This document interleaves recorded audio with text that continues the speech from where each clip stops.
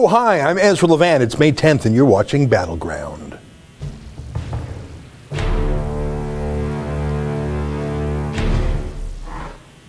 Hey, folks, my name is Ezra Levant. I am the president of Rebel News Network. Sometimes I call myself Rebel Commander to make myself feel important. But we every week have this free-flowing live stream here on YouTube. YouTube calls it a super chat. And that's what they call when you have your comments highlighted in a bright color and appended to the top of the comment box. That's what happens when you chip in a few bucks. So what's good about that is it makes sure I can see your comment out of the corner of my eye. I see it there. But also, we here at the Rebel actually get 70% of those funds. I think 30% is an outrageous amount for YouTube to take. But it's their platform, so I guess they can get paid. So I will, over the course of the next hour, talk about various subjects, and you can bring your comments to my attention with a super chat, and in so doing, help us stay strong at the Rebel. Now, the official title of today's super chat is Tommy Robinson Updates, Mark Norman, plus your comments and questions. Tommy Robinson, as you know, is our former employee in the United Kingdom who is now running for the European Parliament in elections that are less than 2 weeks away. Today's May 10th. The election is May 23rd. Can you believe that? It's so quick. These elections shouldn't even be happening, or at least they should be happening, but not with the UK in them. Because, of course, more than 1,000 days ago, the people of the United Kingdom voted in the largest vote in that country's history. 17.4 million people voted to Brexit, to leave the European Union, and yet the political media industrial complex has managed to scupper the will of the people. And so, in fact, they are voting for 73 members of the European Union Parliament, and Tommy is seeking one of those seats. And he's running in northwest England, which is the chief city there is Manchester, of course. Lots of littler cities and towns as well. I don't think Tommy would stand a chance in a traditional district where he would have to have more votes than any other candidate in a first-past-the-post system.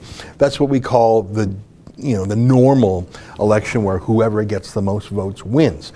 And it would be most unlikely for Tommy to get more votes than, let's say, the Conservative Party or the Labour Party candidate. But Northwest England is selecting not one, not two, not three, not four, not five, not six, not seven, but 8 members of the European Parliament. 8. So Tommy just has to be the 8th most popular name on the ballot.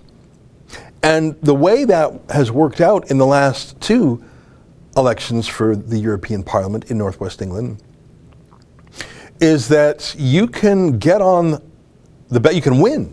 You can get that 8th place slot, and that's just as good as being the first place winner. I mean, a winner's a winner, with less than 10% of the vote. In fact, in 2014 and 2009, the winners in Northwest England won with 8 or 9%. Can Tommy Robinson get 8 or 9% of the vote in Northwest England? I think he can. There's a left-wing Soros-backed hate group called Hope Not Hate. It's ironic. They're sort of telling you, when they're called Hope Not Hate, that means they are hateful. That's exactly, I mean, it's Orwellian. They are full of hate for Tommy. And they actually commissioned an independent public opinion poll about Tommy Robinson's popularity. Isn't that interesting? Can you call that up? Can you see if you can find that? I'm not sure if it's a YouGov poll. It's a reputable poll. And they tested Tommy Robinson's popularity nationwide, not in Northwest England alone. And they found that Tommy, a lot of people tell the pollster that they disapprove of Tommy, and Hope Not Hate trumpeted this result as saying only 9% of people approve of Tommy Robinson. Now, I have 2 answers to that. First of all, there's a phenomenon called the shy voter phenomenon. I'm not the one to coin that term. If you're a shy voter, for example, a lot of Trump supporters are shy, because if you say you're a Trump supporter, you're going to get holy hell rained down on you by critics. So if a pollster calls you up, especially if it's a person on the phone, hi, who are you going to vote for? Well, are you really going to tell that person you're voting for Trump? Or you can say, I don't know. I think the shy voter phenomenon is especially strong with Tommy Robinson because he's not just politically incorrect. He's been deplatformed, demonized. Even for saying you support Tommy Robinson, you could probably get in trouble in some way. So the fact that 9% of Brits say they do positively support Tommy to a pollster, I've got to think that means the real number is double that. I just really do. But as I mentioned earlier, you can win the 8th slot in Northwest England with just 9% of the vote. In fact, in the last 2 elections, that is exactly what happened. So even if we don't think there's a shy voter phenomenon, and there most obviously is, even if we take this poll at face value, and I don't think we should, I'm not saying the methodology of the poll is wrong, I'm just saying human nature, when you support something politically incorrect, you don't tend to tell strangers that. It is enough for Tommy to win if he gets his vote out. And of course, his chief competitors are not those on the left, the Labour Party, the Greens, or those on the fake right, Theresa May's discredited Conservatives, but rather Nigel Farage's resurgent Brexit party. Of course, Nigel Farage used to run the UKIP. Then he left that, he started the new Brexit party. I think Nigel Farage is going to win at least half the seats out of the 73 EU MPs. I think Tommy has a chance of winning one. So I have a little piece of news, and I'm not sure if we have any. Can we just get some B-roll of Jessica? Actually, let's play.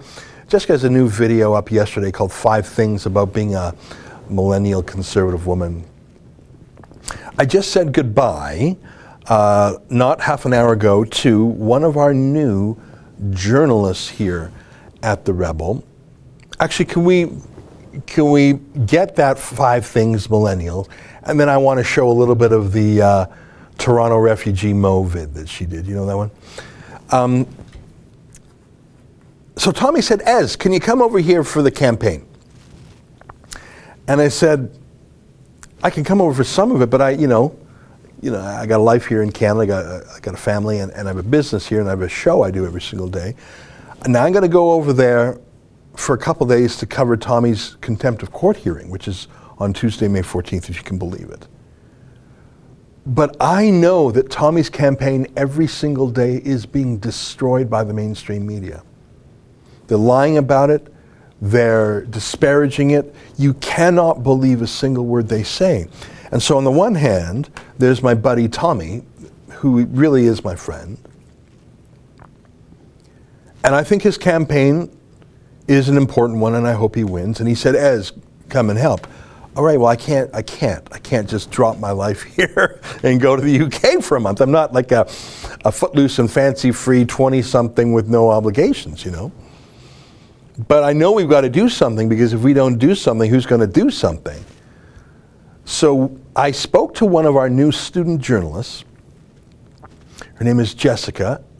And I said, look, you're a little green, but I think you got a lot of potential. This is a hell of an adventure. Why don't you go? We'll throw you in the deep end. We'll just throw you in the deep end with no water wings, just sink or swim, and I think she'll swim. So Jessica is going to go to Manchester for 2 weeks to cover Tommy's campaign. And just for those of you who don't know who I'm talking about, let me show you a clip of her latest video, which I thought was sort of fun, called 5 Reasons It's Hard to Be a Conservative Millennial Woman. Here, let's just play about a minute of that. 5 reasons why it sucks to be a millennial female conservative. Number 1, online dating has become the norm. As a conservative, I hold some traditional views.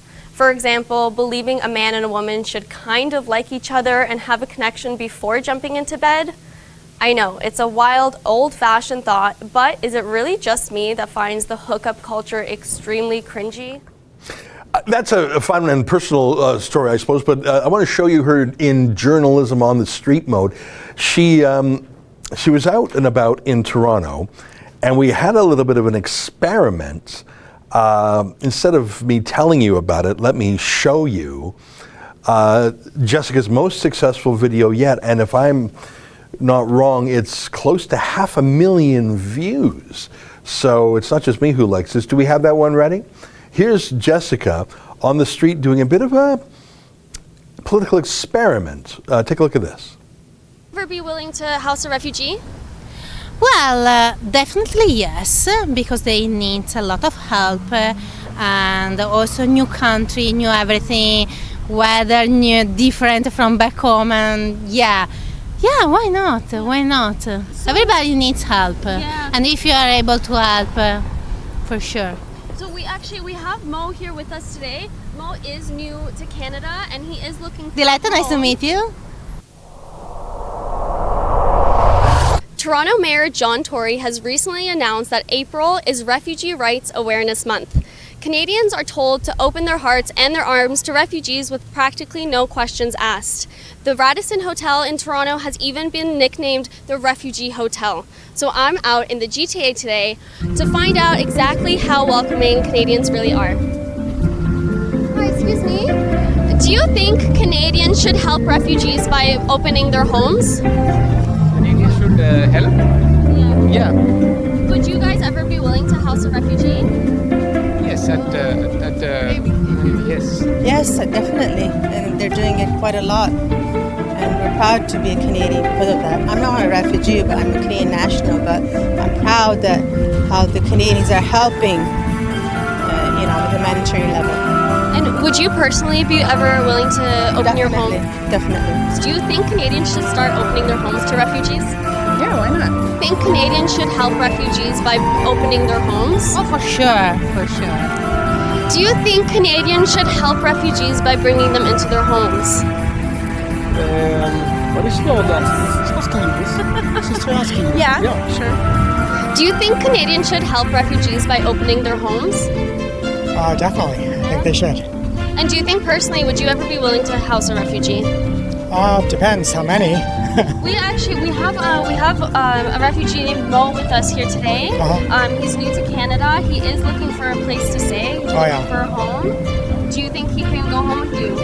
Not today, but I'd have to look into it. Okay, is it like tomorrow, this week? You know what? You can see the experiment there. Holy moly. Everyone said, oh, yes. Yes, yes, yes. It's sort of the reverse of the shy voter effect I was talking about before.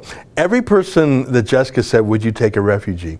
I can't remember if every single one said, oh, yes, yes, but most of them did. And then when Mo, who's a friendly looking guy, says, yeah, I'm ready to go. Oh, we didn't quite mean it as in we meant it. It's the opposite of the shy voter effect. That's the virtue signaling effect, isn't it? So I thought that was a great experiment, and I think Rebel viewers did too, because what was the view count on that? Coming up on 500,000, I think. Last I checked, it was over 502,000. So that's so. I think she's got great potential, and she just said goodbye to us, and she is making her way to the United Kingdom. She will join me in London on Tuesday, where I will be there as well, along with a bunch. Can we show realreporters.uk? That site's not actually really ready for public consumption yet, but I'll show it anyways. We are putting together, a team of journalists, not only to cover Tommy's election campaign, but to cover his trial on May 14th. And let me give you an update. Thanks very much. So who's coming? We've got Cassandra Fairbanks of Gateway Pundit. We've got Andrew Lawton of True North Initiative. We've got Pardes Saleh, formerly of Mediaite. I'm going. Jessica is going. You know what, I've just forgotten. Help me out, Justin. Am I missing folks? Yeah, that's right. Jordan James of Politicalite. Now, they're only coming down, they're in the north of England, so they're not flying in. Avi Yamini, who's actually in country right now. We crowdfunded the cost of his flight. Plus, we're bringing 2 cameramen, Stuart and Ed. So altogether, I think the rebel contingent is 9. We're bringing 9 real journalists, including Jessica, including me, including Andrew, Pardes, Cassandra, Jordan, Avi. It's going to be a good get-together. I'm going to enjoy it because I like meeting those other independent journalists. I really enjoy spending time with them. But most importantly, we're going to do our best to give you straight, honest journalism about Tommy's trial. So most of those names I just told you, they're only going to be there to cover the trial. But Jessica's going to stay on and cover the campaign for 2 weeks. So that's what we're doing here at the Rebel. And the reason I tell you that is because I sort of wish I could go there for 2 weeks. But I see some questions about my knuckles. I'll tell you the story about these knuckles. I fell, and I'll tell you the story about how I see a comment there in the corner of my eye. I'll tell you the story. It's so uncool how I got these. I've been trying to come up with a cool explanation for these. It shouldn't be hard, right? I got to do a fight. Someone insulted my honor, and you should have seen the other guy. But I'll tell you the true story about these a little bit later. It's out of the corner of my eye.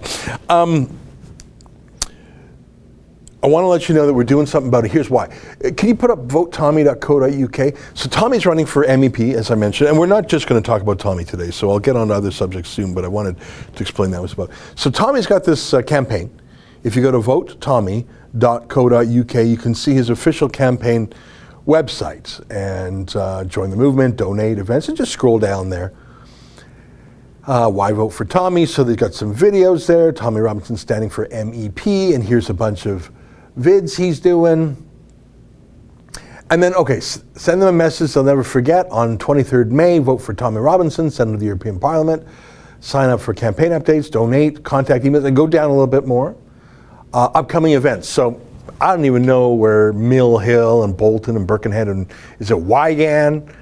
And then, of course, you see there on the 14th, he's in London, at Court again, Carlisle, Barrow, Inverness, Fleetwood, Rochdale, Haywood, scroll down a bit, Oldham, Limeside. I love these. I have no idea. It's just Liverpool, Stockbridge, Liverpool. Is that Bootle? Bootle. It sounds like a little, oh, come here, my little Bootle. Give Daddy a kiss. Preston, Burnley, Sale, and then Election Day. I don't even know if I'm saying these right. MVP chips in $7 and says, happy to support your efforts in Britain. Thank you. Well, here's my point. So I just showed you the campaign website. It's an interesting website. But here's the thing, and it's sort of obvious. You can only vote in Northwest England if you are in Northwest England and are a UK citizen. And you can only donate to Tommy's campaign, I've read the rules, if you are a UK citizen or a UK corporation or union or something like that.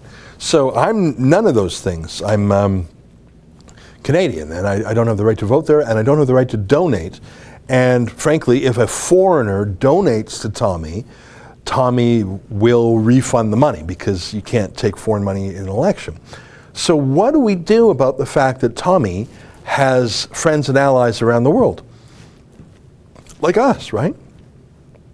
I know for a fact from crowdfunding Tommy's legal defense fund last year that he's got supporters in Canada and the United States and Australia, very many, probably even more combined than he has in the UK. I'm just guessing, I don't know that for a fact. So what do all those Australians and Americans and Canadians do who want to help Tommy but can't donate to his campaign? Help send Jessica over there. Help send those 9 reporters that I'm talking about to cover his trial. And the thing is, everyone's traveling cheap economy class, the cheapest airfare, 3-star or less accommodations. But in the case of Jessica, we are also giving her security because, as you know, Tommy is attacked all the time physically on the campaign, and we don't want that to happen to her. So if you feel moved to contribute, go to realreporters.uk. All right, let's change it up a bit, and can we go to, so that's what I got to say about Tommy. And we're 19 minutes into things. We like Tommy. We can't support him financially, we can't support his campaign, we can't vote for it, but what we can do is give independent journalism. And if you believe in our independent journalism, and if you're excited about Jessica going over there, I'm excited about it. She's excited about it. She's a student journalist, but I think she's smart and she's got the right ideological compass. I think she'll do a great job. If you want to help, go to realreporters.uk. All right. I want to shift gears now because I just wanted to give you that Tommy news that we're sending Jessica there for the whole campaign. It's going to be great. I want to go now, and this is how I got these knuckles, which are so ugly. I know, but I was saying, do I put Band-Aids on those? Because that's sort of gross.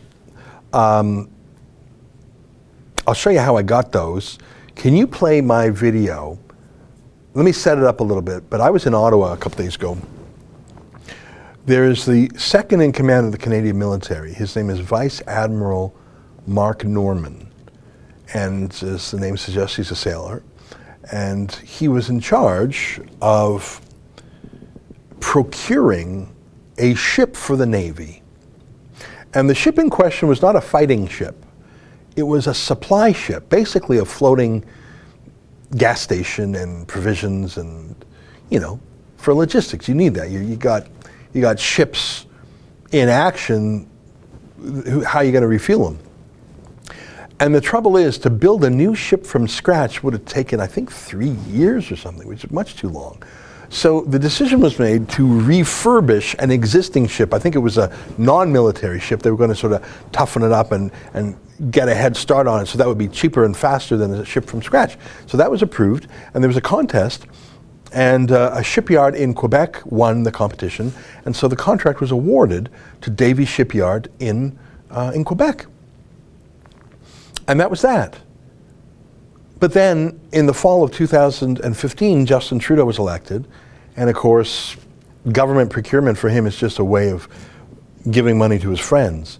So wouldn't you know it, a Liberal cabinet minister named Scott Bryson came to cabinet with a letter from a Liberal shipbuilding company called Irving saying, you guys should really rethink that idea of refurbishing a ship in Quebec. You should give us that contract.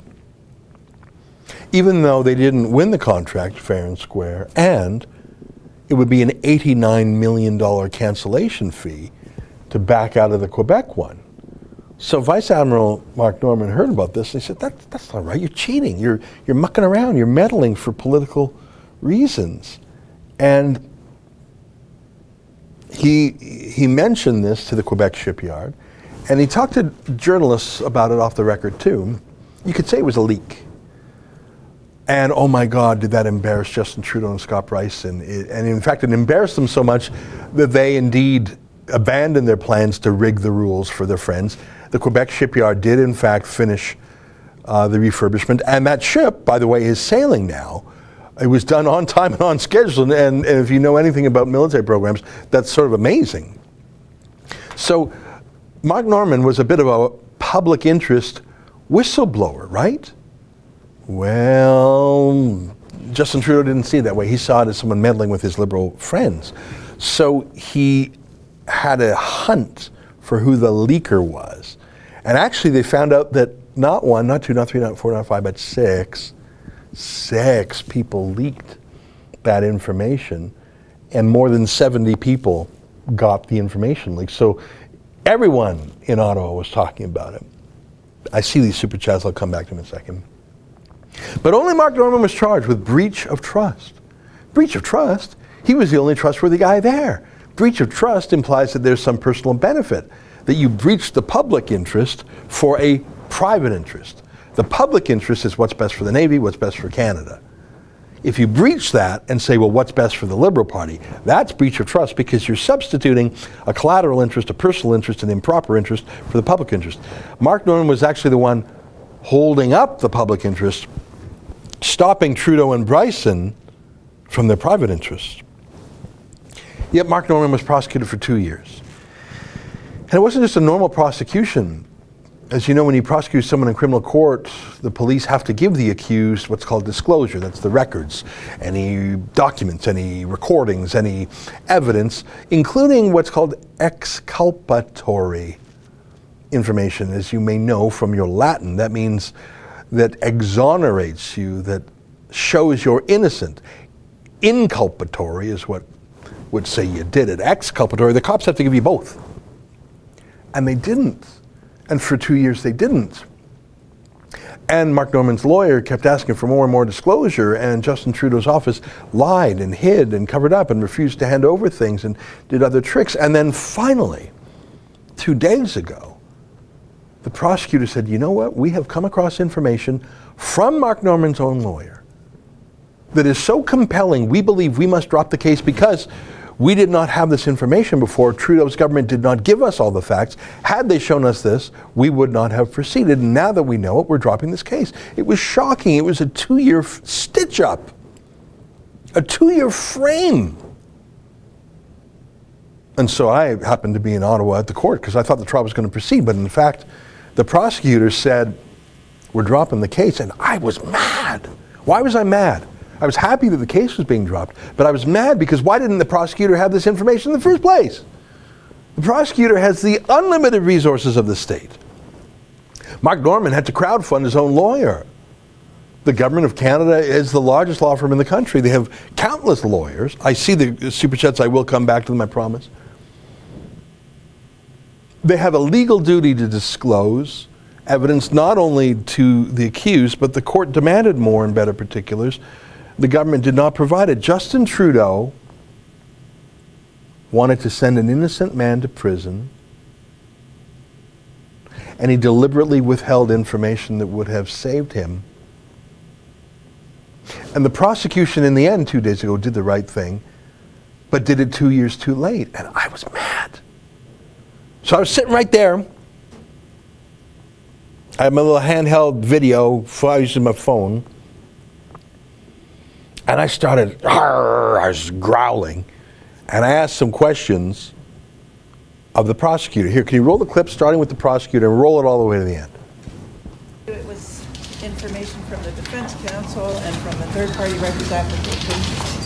It's relatively complex. I can't get into the specifics, but I can tell you that it did call into question whether or not we could prove the serious and marked departure, which is something we must prove in a breach of trust case, and prove it on a very high standard. Don't you owe it to the Canadian public to explain why all the resources of the federal crown were put against this person, and in the end you dropped it? Can you please explain what new evidence came to your light? Obviously, all the resources of the federal crown couldn't have brought that to light to you earlier. This was a very complex case, I would say. It's the information, I cannot get into the specifics of that information. The defense counsel gave it to us under certain conditions for our purposes only, but I will say that absorbing it, comparing it to investigative materials, we came to that conclusion that there's no reasonable prospect of conviction. It's a complex legal charge, and the information,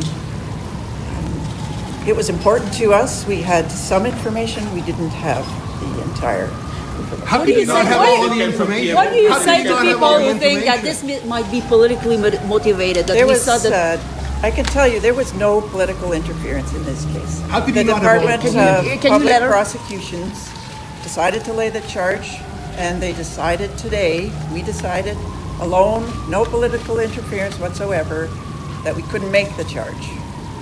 Did the government not give you exculpatory evidence before you prosecuted? Who withheld that information from you? There's no such thing as this one piece of exculpatory evidence in a case like this. How did you not have it? It's a complex breach of How did you trust. not have it? We did have it eventually. Did you not have the resources to find it in Thank the you. first Do you place? speak French, ma'am? Can you say a few Not words? sufficiently. Were the documents coming from PMO? So is it Give us over? that I mean, detail. is this case over? Just to clarify this. Yes, it is. And how Yes, many? it is. Can you explain? Why did you not explain what the exculpatory evidence was, since you smeared him publicly? I mean, his name has been blackened in public. Why will you not tell us what information has caused you to drop this? You were happy to throw mud. Why don't you tell us what the detergent was? Sir, the defense counsel has provided the information on certain conditions, and I can't discuss Right, but it. you're the one who smeared him in public with this 2-year ordeal. Why will you not tell us why he's free to go? Don't you feel an obligation to his reputation? I tried to explain that in court as well as I could. Has your office had any contact whatsoever with the PMO? Well, really, don't you think you owe a little bit more to Mr. Norman? Do you feel any personal feelings about this case? Do you feel like maybe you were used a bit? No, don't you think you were used a bit? No, we did our job, sir. Well, I was mad, but in the... All right. So you'll notice there was a little bit of editing there. You'll notice there was a moment where we showed you the lawyer, Marie Haanen, and the Admiral. Well, that's because we cut out a bit of an embarrassing part. I don't know if you noticed there was an orange fencing there was a ton of construction there. The whole street shut down. There's so much construction. There were open holes in the ground. There was all sorts of stuff. And if you couldn't tell, that was me talking. And I was holding a camera on a selfie stick. It was just my phone. And in my other hand, I was holding my laptop. So in this hand, I got my camera on a selfie stick. In this hand, I got my laptop because I thought I was going to be live tweeting from the court. And I'm walking, and I'm walking next to her, and I'm looking to the left. So I'm looking in the camera, I'm looking at her, and I'm walking forward in a construction zone. Is that smart? Is that something you would expect from someone who calls himself a rebel commander? No. And so I want to show you what we edited out because it was, well, just because it, well, here, take a look. I tried to explain that in court as well as I could. Are you worried?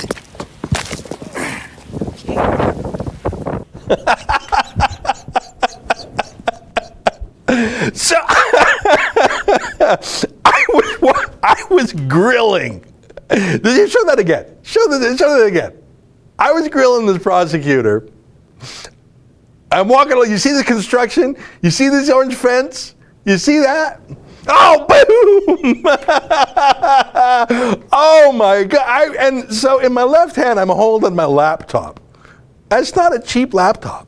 And in my right hand, I'm holding this substance, and I'm looking like that, and I just go down like a sack of potatoes. And let me tell you, that was a seismic event. Although I'm quite like spongy, right? It's like it's like one of those medicine balls that people throw around, but I'm still heavy, like a medicine ball. I'm like a little spot. So you got 1/8 of a ton going down. Bam! and so that's when these knuckles went down. Bam!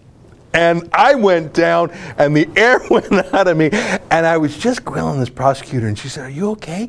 Are you okay?" And I thought, I'm not letting you out so easy. So I hopped back up, I picked up my computer, I turned my camera back on, and I kept asking her questions. And you'll notice we picked up as we went. So that's why in the version that we released widely, we cut out the fall. And she was very nice. She said, "Are you okay?" And I think she actually meant it. That explains a little bit about my huffing. And people, I saw one comment on YouTube, "Ezra, you sounded like you were running the Boston Marathon, fatty." Okay, the word fatty wasn't there, but that's what I heard. And yes, that's true. And I was probably huffing and puffing even before I hit the dirt. But I just want to let you know, I went down hard. You know when you fall and you're not even, like you fall, you tip a guy over, his arms are going to come out, or he's going to fall in a certain way. But when you're holding stuff and you're looking sideways and you fall, that's a bad fall. And that's where this came from. And these things were gushing. Like that, there was so much blood. It was pretty cool, frankly, for an unphysical, unmacho guy like me. It hurt a bit. It actually didn't. I was just, like, I was so focused on asking my questions, I didn't even, it was more gross than it hurt. But I just want to tell you where these knuckles came from. And I wanted to give you a fake excuse for why I was huffing and puffing there. And someone who works in continuity would say, "Hang on, Ezra, you were huffing and puffing before you fell, fatty." So, But that's the explanation. All right, let me go back in time and catch up on the super chats. So let me read all my super chats. Here we go. Proud Boys Calgary, Ezra fights MSM and has the bloody knuckles for proof. Bam! I want to tell you a story. I walk in the courthouse. I'm going through security. Guy looks up. Are you Ezra Vand? Yeah, who are you? He said, I'm military. I'm a Proud Boy. And then a second one comes up. I take a selfie. So there were the Proud Boys were out in force. There. They're in military. Primpal 08, best of luck in the UK. I noticed that Trudeau is hiding again. Has he shown up for even half the question periods at this point? Well, I haven't checked his itinerary today, but I know he skipped question period on Wednesday and yesterday. David Thorstensen chips in 20 Swedish kroner. Well, thanks very much. I appreciate that. David Anderson, $10. Hey, folks, if you're watching, how about liking this video? Or are you all hostile trolls? No, I don't think they're hostile trolls. But I thank you for your moral support. Keith McIntosh, did you bid farewell to some of your personalities? Would be good to have official announcements so we're not left hanging. Are you also just trolling the Globe and Mail or really hiring a full-time Toronto reporter? Keith, you're asking such tricky questions, aren't you? I should tell you that we do say goodbye and say hello to talent from time to time. It is that kind of a business. If I were ABC, CBS, NBC, Netflix, I would say, you know, we try out shows and we follow the ratings. And if people just aren't watching something, we try and fix it, we try and make a go of it. But unfortunately, we're not in a position where we can be what I call a patron of the arts. Like if I were independently wealthy, if I were a billionaire, it would be like a personal, you know, personally curated self-indulgence where I'd say, all right, here's the 20 people I would like to hear about, but no one else cares. I don't care. I'm a billionaire. I can pay for it myself. I'm not in that position.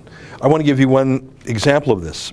So a few weeks ago when the uprising in Venezuela got started, I care about Venezuela. I could explain to you my reasoning. And we have a friend named Annika who was in Caracas. That's hard to get to Caracas, especially in the middle of a revolution. And I said, all right, well, we'll hire you to do videos. We'll crowdfund it. We set up Rebel Venezuela. Can you put on the screen rebelvenezuela.com? And I'm not going to tell you how much we paid her, but she worked hard for it, and she had costs getting there, security. I even think she had a bulletproof vest or something. I'm not sure. And no one cared. Maybe I didn't ask for help in the right way, but we tried to crowdfund it, right? That's our model here. We crowdfund it. And maybe it's because we're based in Canada and not a lot of Canadians care. Maybe that's more a thing in the States that's closer geographically and a lot of Hispanic folks.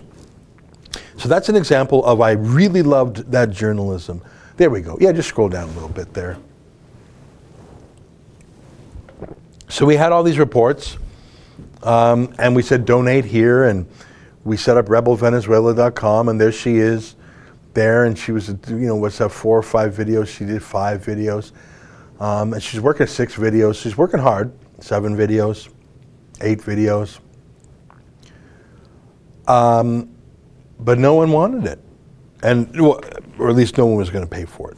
And the reason I give you that example is to say, I'm not in a position where I can pay for things that I love if they don't float the boat. And I'm very sad to say that, but that's just how it is. We're always trying something new. And part of it is on our viewers. I mean, we've got to follow the buffalo, as they would say, right?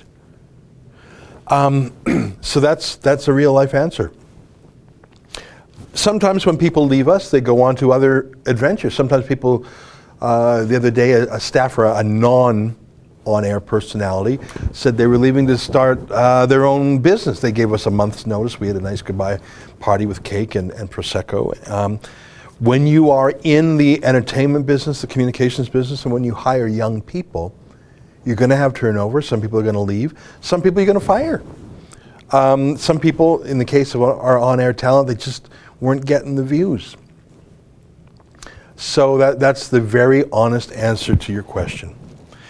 Simon Reed says, "Good day, Ezra. Hope all is good with you. What's your thoughts on the Australian election?" Well, thank you very much, Simon. I am not smart enough or well briefed enough to give you a thoughtful answer, and that's not a cop-out. I just don't want to bluff it. I just don't know a lot. I care about Australia. I feel that Australia and Canada have some similarities. In fact, without Quebec, Canada and Australia are almost the same size. Population-wise, we have similar histories, being part of the Commonwealth, being great allies, part of the Five Eyes.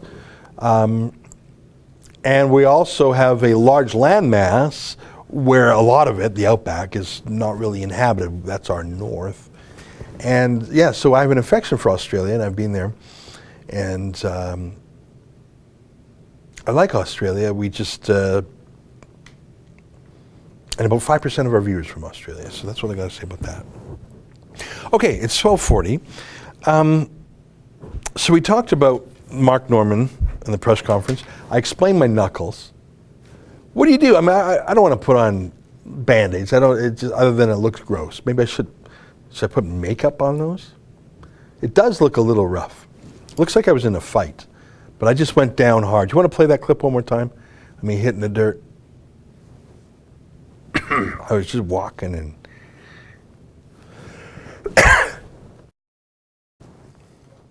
are you worried?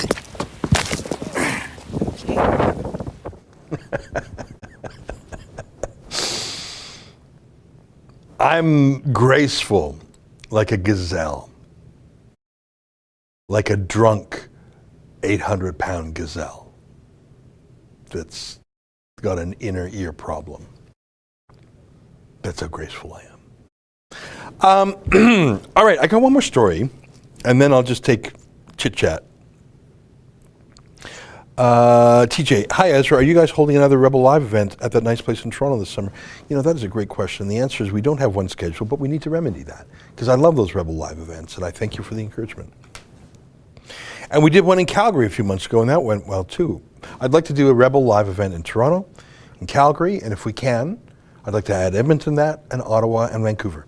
I think we should do 5 Rebel Live events a year, and that's a big job, but I think we can do it. So we talked about my knuckles, very important. We talked about, and whenever I look at my knuckles, I just think of my dream, ever since I was a boy, of knuckle tats. You know, I was at a protest in Toronto and a guy had love and hate. You see a lot of that?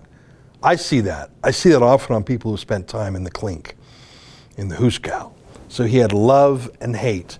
You see a guy like that, you know you're dealing with a guy who's very primal. I said, well, which one is it today? Is it love, bam, or is it hate? And he didn't really want to talk. What's your essence? Can you sum up your essence in 2 4-letter words? What would your knuckle tats say? I'm 47 years old. I've been thinking about this question for a very long time. Beef ribs. Beef ribs. Say no more. All right, last vid. Speaking of knuckles, I want to tell you one more story. When I was young, my siblings and I, and my mom, for some reason, learned the sign language alphabet. I don't know, it's like a game or something.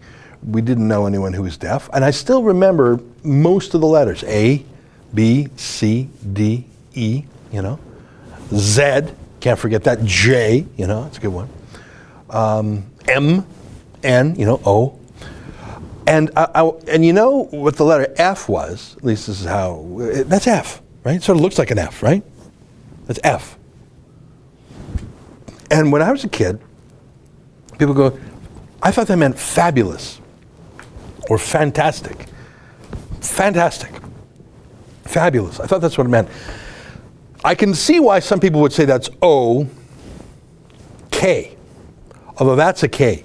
That's a K in sign language. That's the O, and that's the K. Oh, I'm touching my mic there. O, K. Fantastic. So that's that's what I learned when I was like a boy, and my siblings and my mom had this little game, and we did it. It was like a secret code, or it's also a way to talk when you're supposed to be very quiet. Like if you're like at a movie or a concert, and people say don't talk. But I don't know if you know this, but about a year ago, some right-wing trolls on 4chan said the social justice warriors are so stupid. Let's play a trick on them. Let's say that okay or fantastic is white power. And they did it as a joke to see how stupid the mainstream media and social justice warriors were. Well, mission accomplished. Mission accomplished. This is from a hard left-wing site called the Anti-Defamation League. White power. Oh my God. Let me read a little bit here. The OK hand gesture, in which the thumb and index finger touch while the other fingers of the hand are held outstretched, is an obvious and ancient gesture that has arisen in many cultures over the years with different meanings. Today, in a usage that dates to at least as early as 17th century Great Britain, it is most common signals understanding, consent, approval, or well-being. Since the early 1800s, the gesture increasingly became associated with the word OK, and its abbreviation, OK. In 2017, the OK hand gesture acquired a new and different significance thanks to a hoax by members of the website 4chan to falsely promote the gesture as a hate symbol, claiming the gesture represented WP for white power. The OK gesture hoax was merely the latest in a series of similar 4chan hoaxes, using various innocuous symbols. In each case, the hoaxers hoped that the media and liberals would overreact by condemning a common image as white supremacist. In the case of the OK gesture, the hoax was so successful, the symbol became a popular trolling tactic on the part of right-leaning individuals who would often post photos to social media themselves posing while making the OK gesture. That means okay. Or when I was a kid, F, fantastic. Well, if you think that's crazy, ain't no crazy like a Chicago crazy, because the Chicago crazy don't stop. Take a look at this. Night's telecast. NBC Sports Chicago reporter and former Cub Doug Glanville was giving an update. Now the fan behind him made the gesture that we've blurred out because it's just not appropriate and really offensive. It's a hand symbol often used by white supremacists. The Cubs say they are investigating this. Did you see that? Sorry, I put my drink down. They actually blurred it. So that's the real symbol. That's the real image. Now can you show the blurred one? The blurred one? You can find it. They banned, they had a manhunt.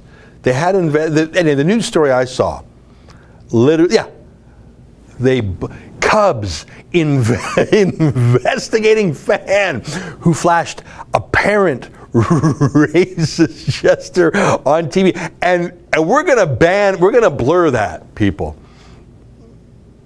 They investigated. He has been banned for life from Wrigley Stadium. Banned for life. 4chan, mission accomplished. Crazy. I see a couple more super chats coming in. Stephen Bent. Love the show. Will you be making lawn signs for the federal election coming up like you did for the Alberta election? If so, I want one. Well, that is nice of you, Stephen. I really enjoyed our elections in the air. Can we call up the Stoughton-Otley? I'd like a picture of it in the wild as opposed to just the digital image, because if you go on Twitter, you can find some in just a heartbeat. We distributed almost 5,000, like 4,700 Stop Notley lawn signs, and they were so successful. And often people would pair them with their own other lawn signs, like for the United Conservative Party or even the Freedom Conservative Party. And I know they enraged Rachel Notley because she's a bit of a censor. So yes, thank you very much for asking about that. And I don't want to give away about any secrets, but let me just say, great minds think alike. Stephen. Yeah. So that's just an example of a Stop Notley lawn sign in the wild there. Yeah. There are a lot of those. Of course, the challenge is we live in the second largest country in the world. Now, most of us live in a small part of that country, but distributing 4,700 lawn signs in Alberta is a challenge. How would you distribute lawn signs in a population base 10 times as much? Alberta has about a little bit more than, Alberta has like what, 12% of the population. So would we really try and give out 40,000 lawn signs? That's such a logistical effort. I don't know if we have the horsepower to do that. Joel Buck, excuse me, love the Rebel and our neighbors in the Great White North. Looking forward to seeing how we can thrive together without Trudeau working against North America.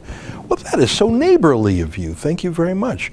The luckiest thing ever to happen to Canada was that we were born in this neighborhood with the greatest neighbor anyone could ever want, in a peaceful place, in a fireproof house far away from inflammable materials. Imagine if we had the unhappy luck to be a country in a rough neighborhood like Arabia, or like one of my favorite little countries, Taiwan, right next to big old communist China. Imagine being a place like Libya. So we are so just by the freak of luck and nature. I mean, yes, Canada is great and Canadians are great and there's many great things here, but so much of that was possible because we are where we are, and we should never forget the luck. And I'm saying it as if it's like a roll of a dice. The reason we thrived and are able to be free and happy is because we have the neighbor that we do. And we're a good neighbor to America too, of course. In some ways, we're a better neighbor than Mexico is, I think.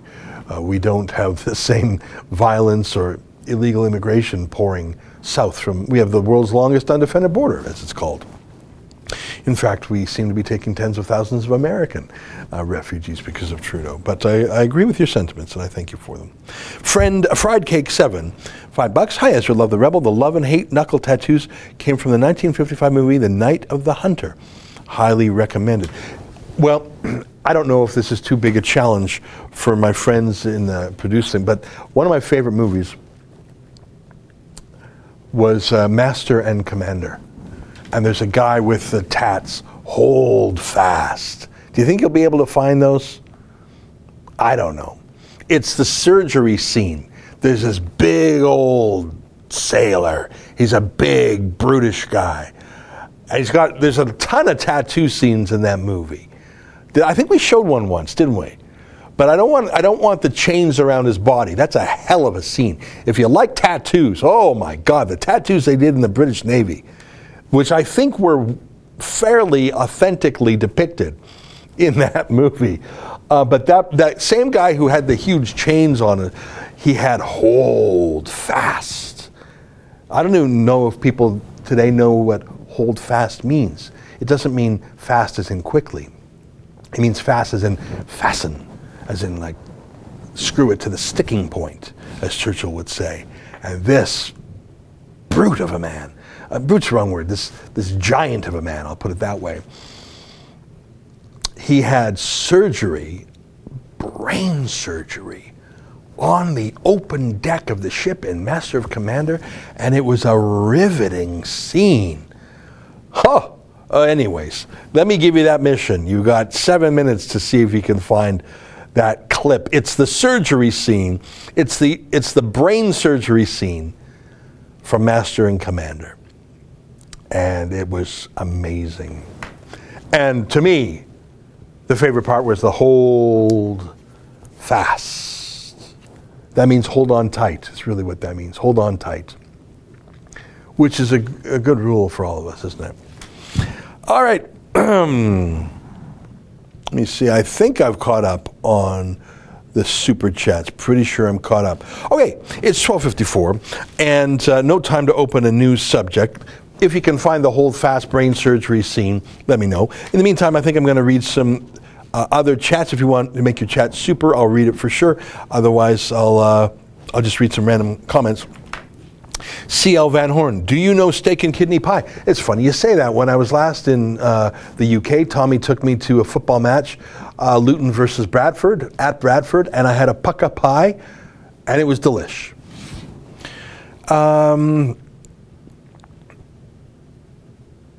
David T. Rashida Tlaib leading congressional trip to West Bank in August. That is very interesting, and I thank you for that news. I did not know it. That's very important. I think Rashida Tlaib and Ilhan Omar are underminers in the U.S. Congress, and frankly, I think they're a national security danger.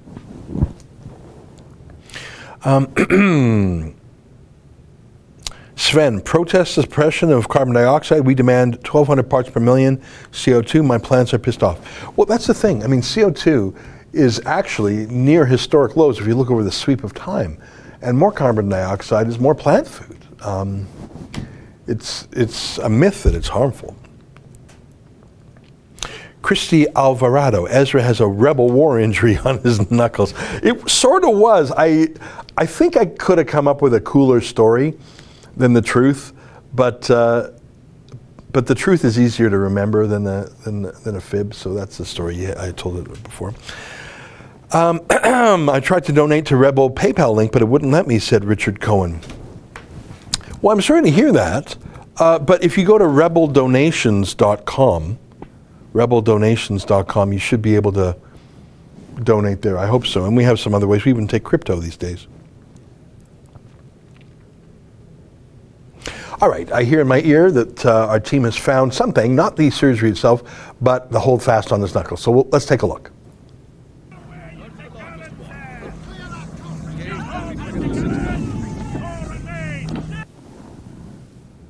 Can you go back to that? And yeah, hold the screen there. And like that was very, very quick, but that was the guy. Hold fast. If you can hold that on the screen, like pause it on the screen, like right at the end, you can sort of make it out there. All right, well that was very, very, very quick. You know what, I have tried to find that before, because as you know, Justin, this isn't the first time we've talked about beef ribs. Okay, we got a couple minutes left. Let me read some more comments. Anthony Gomez, Tommy will never enter the kingdom of God. Well, if you mean he's not going to go to heaven, like all of us, he's a sinner, and maybe he's sinned more than most. But I think, although he's no saint, he is a moral man and fights for important things. That's my view, and I've got to know him, I think, fairly well over the last few years. Simon from Dublin, what do you think of the Europe elections that are going on now? Well, it sounds like you missed my earlier remarks. I think it's inappropriate that the United Kingdom is still contesting those elections because the United Kingdom voted in Brexit with a clear mandate on a clear question to leave. And to leave on March 29th. And by my math, it's May 10th. They should be out, not contesting the elections. Therefore, I think that those who are elected to be MEPs, members of the European Parliament, should go in with the explicit mandate to jam up the system. And that means either Nigel Farage's Brexit party, Gerard Batten's UKIP party, and Tommy Robinson, who's an independent candidate in the Northwest. Barry Prince, I can name 7 instances of treason Trudeau has committed. Why is he walking free? Well, I think you're speaking metaphorically. I don't think he is legally committed treason, but you could say his conduct is unpatriotic and contrary to Canadian values. But I think you're speaking metaphorically, not literally.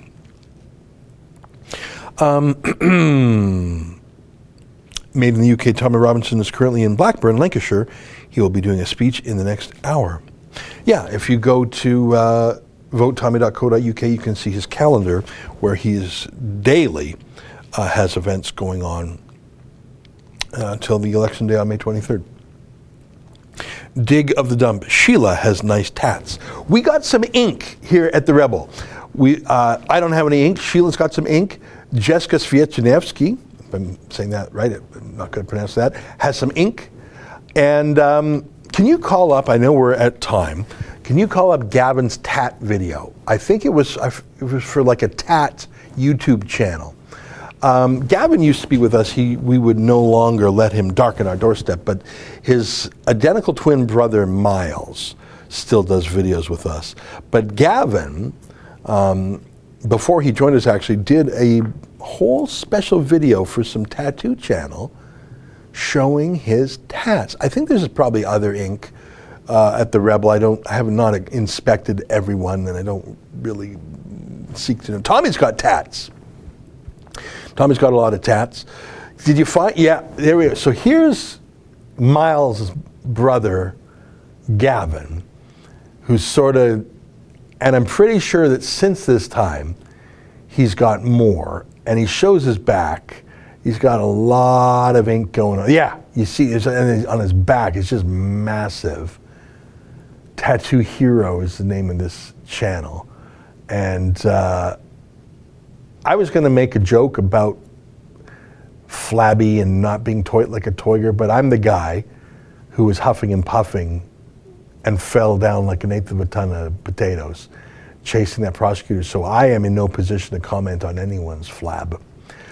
So why don't we stop showing, there you go, that's our buddy Gavin. It's outrageous for me to comment on anyone else's appearance, I know that. All right, folks, it's 1:01. That brings us to the end of our show today. I hope you enjoyed it. Thank you for letting me indulge myself by talking to you about my knuckles, my beef, ribs, dream tattoos, and some of our other indulgences here. If you want to help us, go to realreporters.uk, because we're going to send not only Jessica and myself, but a grand total of 9 people to the United Kingdom to cover Tommy's trial on May 14th. So if you can help cover our airfare.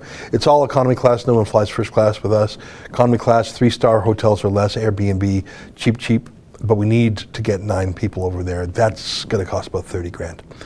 All right, folks, until tonight's show at 8 p.m. and our next Super Chat on Friday. Goodbye, and keep fighting for freedom.